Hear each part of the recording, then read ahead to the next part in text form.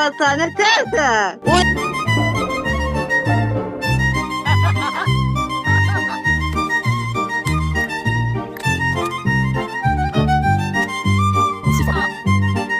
Maman kurban sana teyze. Ha, sağsın. Uyanan sağ kurban ayrısı ne teyze kız niye sağsın kadın yanlışım var. Peki. Sağ. Ağlamadan niye ağlıyorsun kadın ağlı.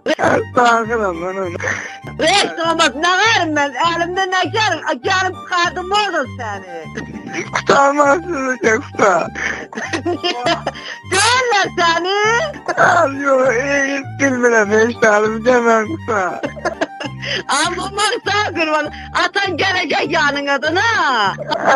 Yok ben demem kısacını. Ha ne öyle görürler seni. Dönleri demem kısacını. Ya az kalırsan. Az yok demem kısacını. Değiştirmişim. İyi çıksın. Değiştirmişim iyi daha. Dayı. Kadam ne değilsin sen be karazat yanında değil mi?